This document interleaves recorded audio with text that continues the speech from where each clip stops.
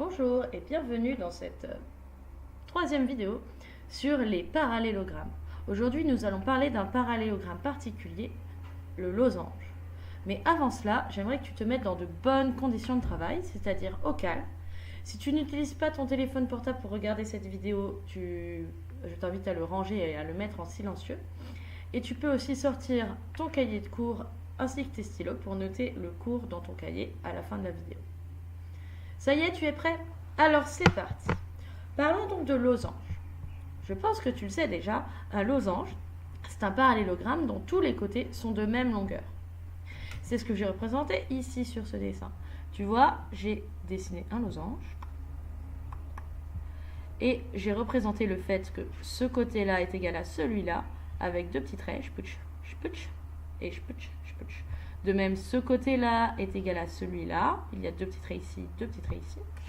Ce côté-là est égal à celui-là. Il y a deux petits traits ici et deux petits traits ici. Ainsi, les quatre côtés sont de même longueur. Voilà. Une deuxième manière de voir le losange, c'est par ses diagonales.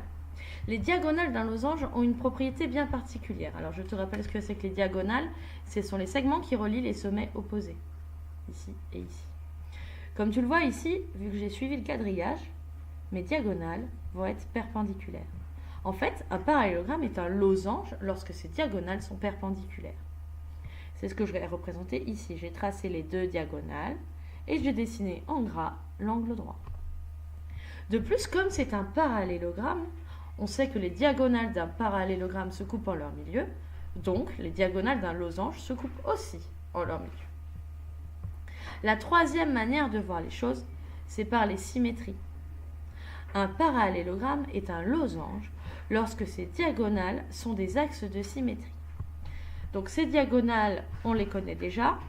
Ce sont des axes de symétrie. En effet, si je prends ma feuille et que je la plie en deux le long de ce trait, je vais bien obtenir deux fois la même figure.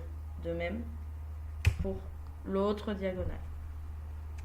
Leur intersection est un centre de symétrie.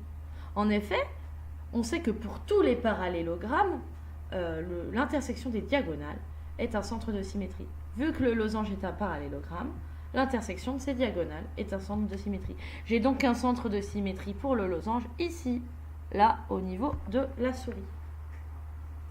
C'est bon? Tu as compris? Alors, je te laisse le temps de recopier toutes ces informations dans ton cahier sur le losange. Et je te dis à la prochaine fois.